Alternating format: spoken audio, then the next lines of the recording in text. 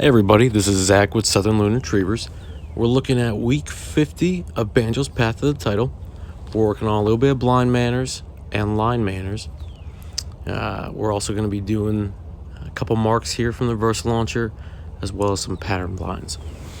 So obviously here we're doing our 3 stops, our 3 heels prior to getting up to the line. We do this because we want our pup, after they come out of the holding blind, to pay attention to us. There's a lot of distractions after you come out of the holding blind, a lot of smells at a hunt test. You want them to be focused on you. Get their head in the game, get them ready to work. So here we're at the line. We're going to send a mark out from the Versa launcher out there in the middle of the field.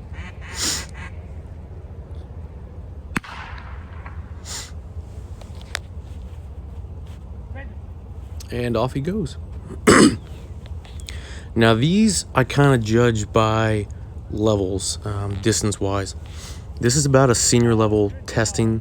They're about 100 and, well, technically it's a master level distance, but in terms of difficulty with the marks, I say about a senior, because we're looking at about 200 yards total at the at that furthest tree line.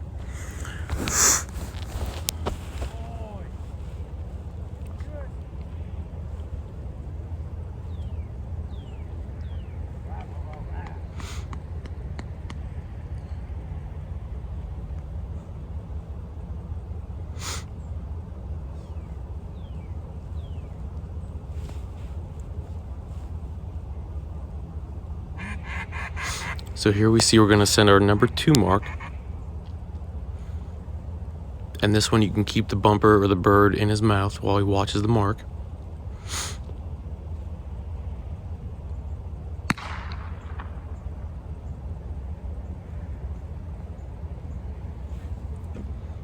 Lots of drive out of our pup. It's great watching this, rewinding this and watching it, because it always brings a smile on my face when I see the drive of Banjo in this video. Seeing where he came from to where he's at now. I mean, it's just neat. I mean, it's crazy looking back at some of the videos, and now he's at the point where he's almost a finished pup and he's ready to get some titles. But nonetheless, while we're watching this mark finish up here, and he's about to go on his first blind, we're obviously building endurance and confidence with our pup. That's pretty much every day that we work here. So we're going to send him on a blind. This one, if I'm not mistaken, yep, this is a hard one for him. So the fence line, obviously, I want him to go on the other side of it. So he's still in front of it right there. Cast him over. And then he eventually gets the picture that, okay, I gotta go on that side of the fence, and you can see right here, he's gonna take that fence line all the way down, and it's tucked in. It's a baseball field, so it's tucked in right behind home plate, excuse me, and it's in some brush over a little mound. So it's a difficult mark. You guys may have to zoom in on the video, but it's a tough mark for him. And the whole idea here is there's a little an area that comes from the dugout that you could just, right where the mark is, you could come out right there. And I wanted to do that to create suction and to de-cheat him. The whole idea was, as you can see, is I wanted him to come back the same way on that fence line, even though he could just come out at an easier point right next to the mark and come right back to the field. So he did great on that one.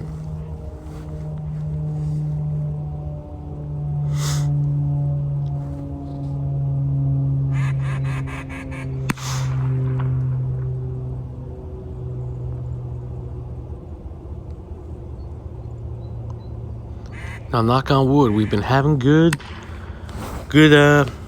loads with the Versa launcher so far, so everything's been all right.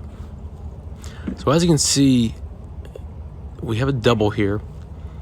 A lot of drive out of that first one, and I apologize about the camera. I can only do so much with my phone, but he picks up that first one, and that one was about a little bit over 100 yards away, off to the left.